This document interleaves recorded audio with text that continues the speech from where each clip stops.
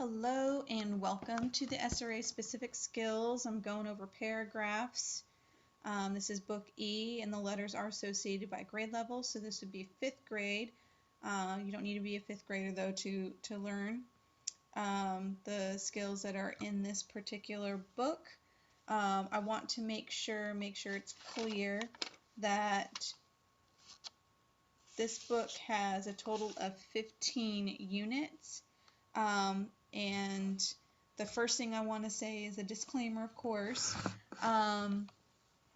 This is for educational purposes only, so if you're planning on printing this out for your own personal use, you want to really take full advantage of it, you can use sheet protectors and use the multiple choice options. You can use dry erase markers or vis-a-vis markers, and you can clean off the sheet protectors with Lysol wipes or Windex, whichever you have handy at the home, or whatever cleaner you can use. But at the same time, if you are Googling the information regarding paragraphs or things that are associated with writing paragraphs and structuring a paragraph, this book is going to go over that. So we're going to first of all read the to the teacher and the to the student pages. The way I do these videos, it's 5 to 6 seconds per page, so you have enough time to just pause the video and kind of look over what's there. Use your own time, pace yourself however you feel it's necessary. And by you, I mean parents. These are videos that are made to help parents who are expected to put on yet another hat, and be responsible for the education of their kids at home during this COVID-19 stay-at-home thing. But this information is valuable because it's going to be something that sticks around. It is the basics for your language skills, communication, work that you're going to be doing in school, out of school, at work. So the first thing I want to get out of the way in regards to the learning part, yes, this can be a little intensive, so to make it a little bit more fun, I've been telling people to, I've been putting in the video every single time, make it creative, get some construction paper, use some markers, chalk markers, I don't know, acrylic paint, whatever it is. You've got calligraphy pens, you want to, get creative on a whole nother level. By all means, do that, but this is also very helpful to keep as something to refresh your memory at the beginning of the new school year and things like that. And I highly suggest, if you're doing paragraphs, look at the other videos for mechanics, grammar, and sentences before coming into this, just so that I just want to make sure you're fully prepared when you're doing the paragraphs, so you know how to structure a sentence appropriately, and you know how to, I don't want to make assumptions and think that you know how to do everything, because as a 5th grader, if you are a 5th grader, or maybe you're a 4th grader that's really advanced, you have a student or a child that's in 4th grade that's really advanced and they can do this work, I don't want any discouragement. I want to keep the fun in the learning, and I think that parents want that too. I think that you guys want that too. You find it intensive as it is. Maybe as you're learning along, try and take that extra step of, getting some markers or colored pencils, or, what do you call it? I forgot the name, it just escaped me. But other forms of writing that you can use. I spend 5 to 6 seconds per page. I'm going to stop on the to the student page. And FYI, on these units, I want you to be prepared to the different types of paragraphs that they're given, because I think this is a great opportunity to involve yourself and engage in the independent reading that your child should be doing anyways.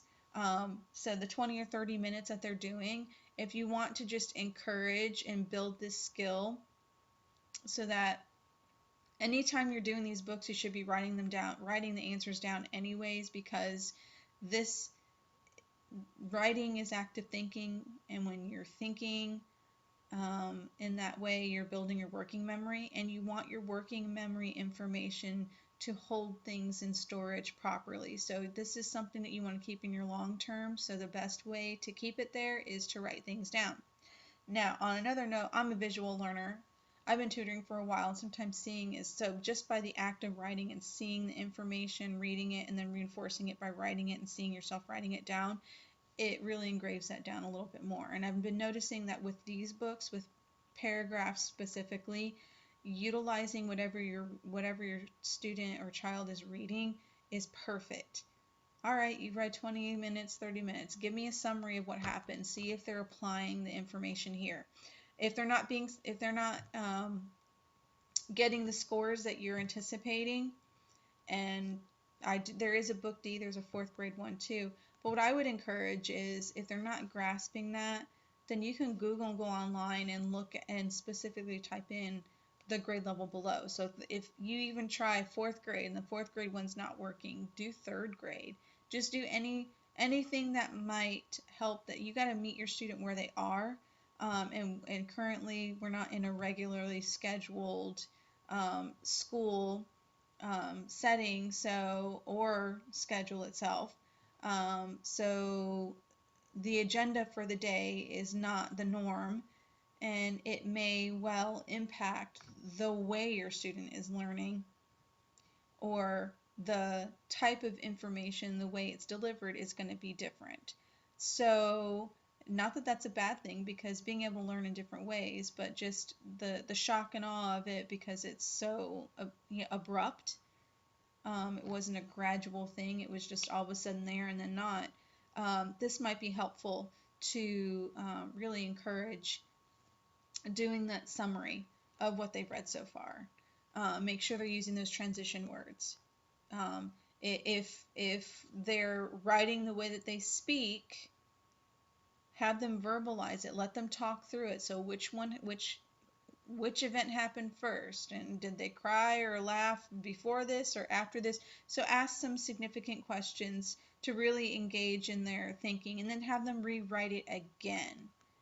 Okay, so yeah, your kid may not be happy about that, but you want to get it done right, because once they turn in the work, they're gonna feel so much better when they see that their hard work is being recognized, and acknowledged. But without further ado, the answer key is going to be at the very end. If you want to skip all the way to the end to see all the specific details, because the first 4 units covers narrative paragraphs. The next 3 are on persuasive paragraphs. The next 3 are on expository paragraphs, and the last set is on writing paragraphs. So here in this particular book, because it is 5th grade, you're going to be transitioning to 6th grade, which is middle school. So those expectations are going to be there. This will help prepare for that. So it's building up to actually writing the paragraphs. There's going to be instances of what are they called? Thinking maps. The thinking maps that are used to help generate writing. So it's good to get your student familiar with them and also to practice those. I've actually been debating on whether or not I want to do actual teaching lessons on thinking maps, only because when I've tutored students and I've asked them to do a bubble map, they know how to do it, but they don't know how to apply it outside of the realm of language arts. So, and I've had to work with students briefly, like writing just paragraphs on or essays on information, like in science, just kind of putting their thoughts together. I'm not a science teacher by any means. Tutoring in all the subject areas, I'm really, that's not my thing, the science part of it. Not that I don't understand it, it's just the breadth of it in what's being taught in the schools now is not as it was when I was in school. So I have to kind of learn it on the fly as I'm teaching them. But when it comes to writing, I've seen quite a lot with FLVS students with their chemistry and things like that, that they are expected to write these long and drawn out like reports. So just making sure that they understand how to make the information flow appropriately. This is what's preparing them for that. And this is a critical time because usually what they are building now in at this age level and this age and grade level, I should correct myself on that, um, is important because they end up needing to um, apply this outside of just English, your history, your science, math, because word problems require your reading skills. So I think that this is an important thing to cover at this juncture from transitioning from elementary to middle school. And without further ado, here's paragraphs book E.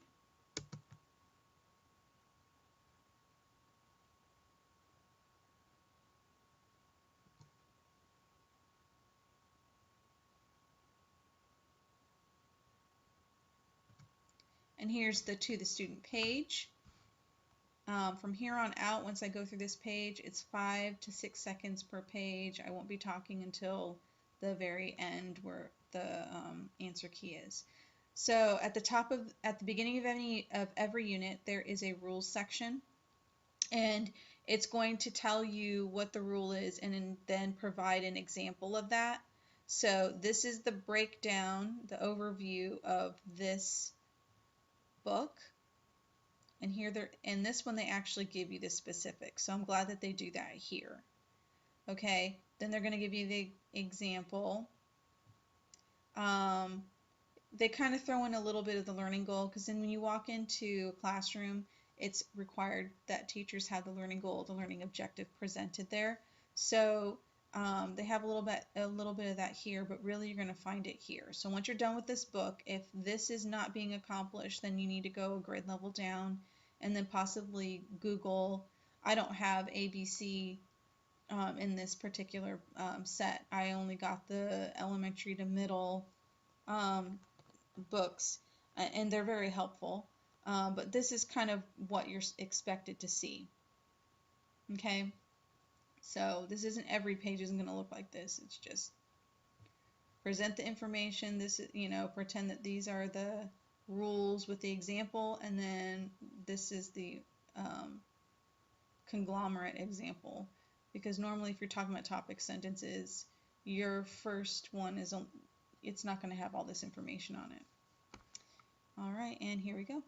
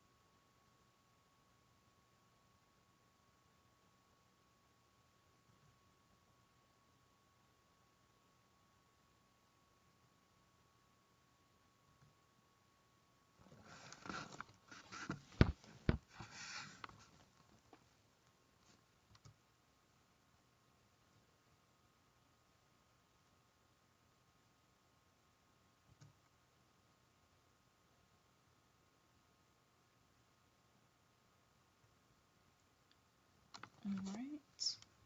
And if you notice, there are some books that are listed there. So hint, hint, if you don't have a book that you're reading or that a book that your student is reading, you can pick one from any of the ones that were listed.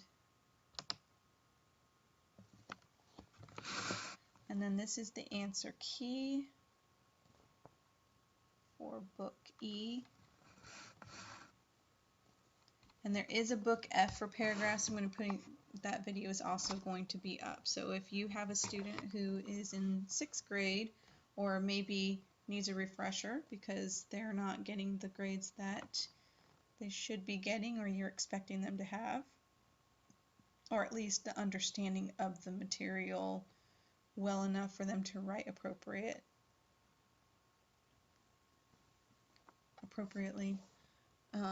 for the assignments that are being given, can go to any of these 3 books. So I'm just going to do a little bit of time zoomed in.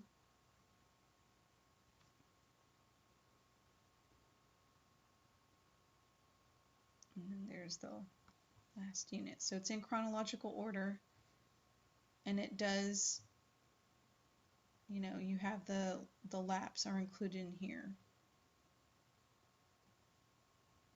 So I should probably, let me zoom in a little bit more so you can read that a little bit better. So the first lap is there and the third lap. And then that's the second lap. So here you actually have some fill in the blank stuff, it looks like. And then lots of fill in the blanks here.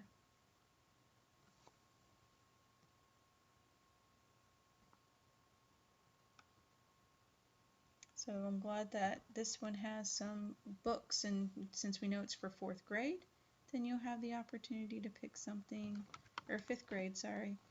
It's grade level appropriate,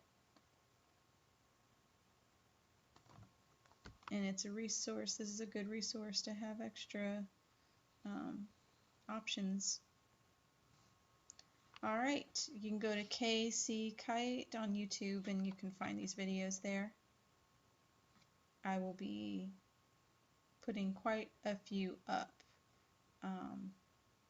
As long as the internet cooperates. I've been kicked out a few times because with school going on, it's really hard for videos to upload. But take the time. If you hadn't had a chance to watch the introductory video for the SRA specific skills, do that, because that will give you an idea of what this program does. I have 6, 7 of the books from the series. I think I'm only missing one.